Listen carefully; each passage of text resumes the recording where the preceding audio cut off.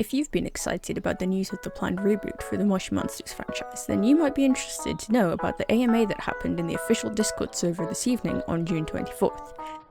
This video will be going through many of the most frequently asked questions, as well as the ones that I believe to be the most important. Something people asked a lot about was the return of merchandise such as Moshling figures, Glump bean bags, Moshi mashup cards. The staff expressed that they are making note of what's popular, and it does seem like they intend to release more merchandise later down the line. There is already some available, which you can find on the website and the Kickstarter page. One member brought up the very good point of asking if merchandise would come with codes for in-game items like it used to, and it seems likely, so that's great news. On a related note, people were curious to know about potential collaborations or in-person events. The staff mentioned previous events from the old Moshi Monsters, such as at Chessington and Alton Towers, and said they may look into it in the future, but there are no plans as of yet.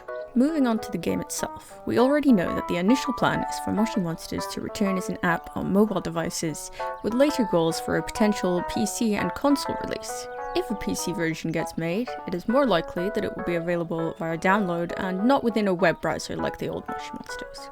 Unfortunately, due to GDPR, the data cannot be recovered from our original accounts, so we will be starting fresh with those. It's worth noting that those who pledge at a high enough level to be a beta tester will be able to reserve usernames. And as for accounts, a feature that we didn't have in the old version of the game was the ability to adopt a second monster without creating an entirely new one. However, it seems like there are plans for this to be possible in the new version, and I think that's a great idea.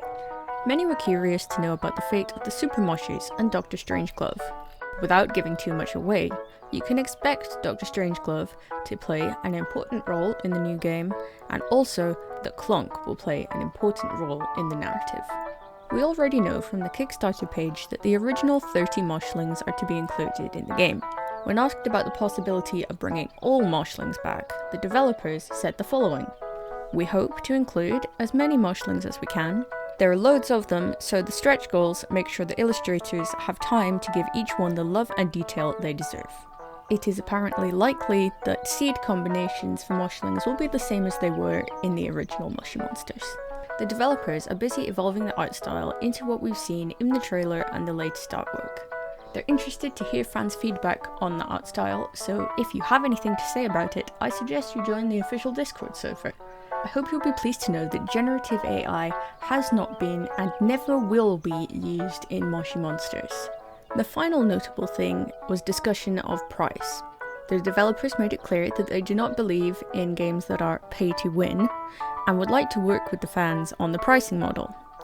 At the moment, they are viewing it as a freemium model with in-app purchases. And if you have any feedback on this, again, I suggest you join the Discord server so you can share that. And that concludes all of the notable information from today's AMA with the developers in the official Moshi Monsters Discord server. I've included screenshots of what they said were possible, but some things I wasn't able to get before the channel was removed. I'd love to hear your thoughts on this new information, so please leave a comment if you have any.